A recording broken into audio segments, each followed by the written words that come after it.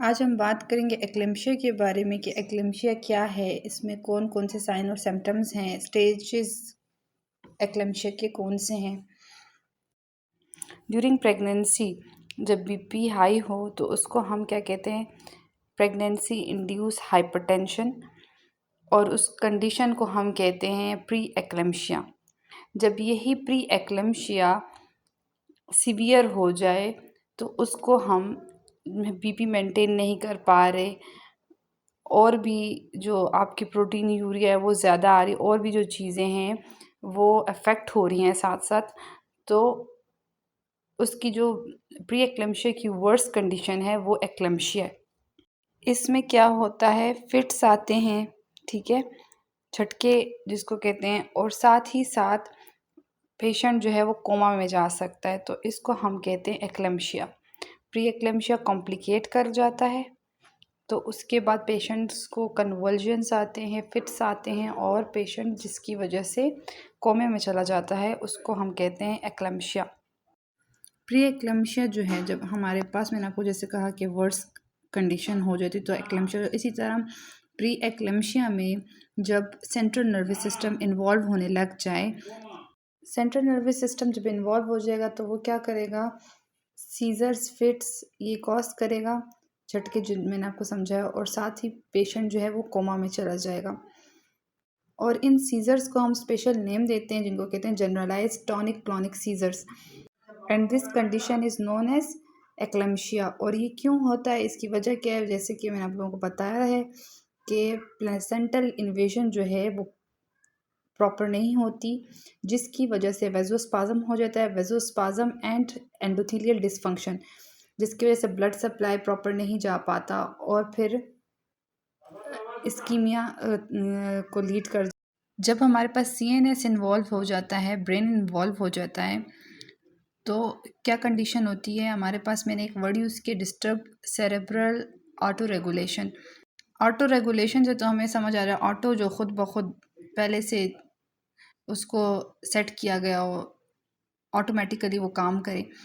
तो ये क्या करता है, ये ब्लड फ्लो को मेंटेन करता है, कांस्टेंट ब्लड फ्लो को मेंटेन करता है। लेकिन जब लाज़मी बात है डिस्टर्ब हो जाएगा तो या जो है वो फ्लो डिक्रीज़ होगा, तो वहाँ पे जो है स्कीमिया होगा, या कोई भी बीपी जो होगा वो आपका हाई हो जाएगा।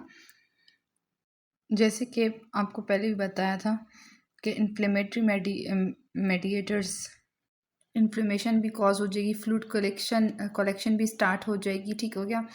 ब्रेन में स्वेलिंग कॉज करता है, वेसोजेनिक एडिमा जो है हमारे पास ब्रेन में स्वेलिंग हो जाती है, जिसकी वजह से जो फ्लूइड जो है वो एक्स्ट्रा सेलुलर स्पेसेस या इंटरस्टिशियल स्पेसेस में जो है वो जमा होना स्टार्ट हो जाता है। In simple words you can call it swelling, brain swelling, ठीक है। फ्लूइड जो है हमारे पास मूव कर रहा है एक्स्ट्रा सेलुलर स्पेसिस पे, तो क्या होता है यहाँ पे सेरेब्रल हाइपोक्सिया हो जाता है, जिसकी वजह से ब्रेन को जो न्यूट्रिएंट्स, जो सब चीज़ें चाहिए होती हैं वो उनको नहीं मिल रही होती प्रॉपर। हाइपोक्सिया हो गया तो लाज़मी बात है ब्रेन पे असर होगा उसका, तो क्या होगा, वेव्स, ब्रेन की जो वेव्स हैं जिसको सेरेब्रल एरिथमिया, जो जिसको मेडिकल टर्म कहते हैं, लेकिन ये क्या होगा, डिसरिथमिया हो जाएगा, मतलब एबनॉर्मल वेव्स होंगी। मैंने जैसे कि आपको बताया कि ब्रेन की वेव एक्टिविटी जो है वो क्या हो जाएगी, डिस्टर्ब हो जाएगी। वो किस वजह से डिस्टर्ब होगी, ये न्यूरोट्रांसमीटर जो हैं वो एक्साइट हो जाएंगे जो ब्रेन में प्रेजेंट होते हैं, और ये एक्साइटमेंट क्या करेगी, कन्वल्जन्स की वजह बनेगी, ठीक है। अच्छा जी, इसको हम जो मेडिकल टर्म यूज़ करते हैं इसको हम ईईजी भी कहते हैं, इलेक्ट्रो। अब हम बात कर लेते हैं कि ये कंडीशन है ये किस वक्त हो सकती है।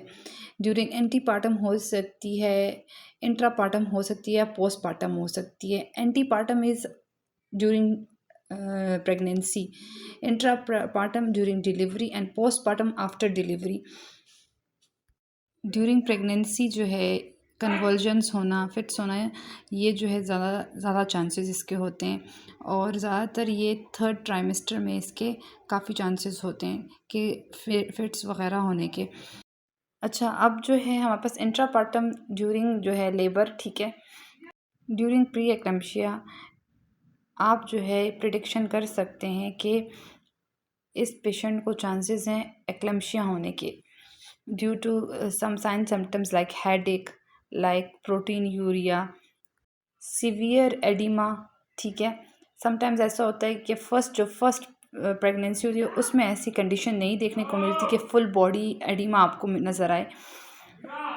यहाँ पे हमने एक वर्ड यूज़ किया है हाइपर रिफ्लेक्सिया, जिसका मीनिंग है ओवर रिएक्टिव या ओवर रिस्पॉन्सिव मसल रिफ्लेक्स या इनवॉलेंट्री मसल एक्शन। जब हम लोग पेशेंट का चेकअप करेंगे तो उस वक्त जो है हमें एक्सेसिव मूवमेंट्स देखने को मिलेंगी।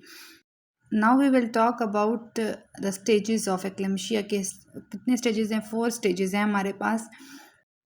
फर्स्ट स्टेज जो है हमारे पास कौन सा है कि फ़ीमेल को पहले से प्री मॉन्ट्री स्टेज भी कहते हैं, प्री एक्टियल फेज़ भी कहते हैं और प्रोड्रोम फेज़ भी कहते हैं इसको।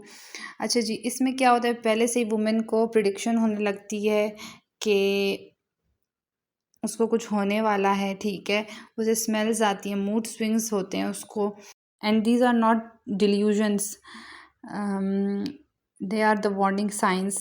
द सेकंड स्टेज जो है उसको हम कहते हैं टॉनिक फेस, और इसमें क्या होता है जो मसल हैं वो अगर हम अपनी ज़ुबान में बोलें अकड़ जाते हैं, स्पाज़म आ जाता है, अकड़ से जाते हैं, क्लेंचिंग ऑफ हैंड आ जाएगा, आई बॉल जो है वो ऊपर की तरफ मूव कर जाएगा, वुमेन जो है वो साइनोस होने लगेगी, ट्रंक या चेस्ट जो है वो एलिवेट हो जाएगा। ठीक हो गया, और उसको स्पेशल पोजीशन को नेम दिया हुआ है उन्होंने, जिसको हम कहते हैं opisthotonal position. The next phase is clonic phase.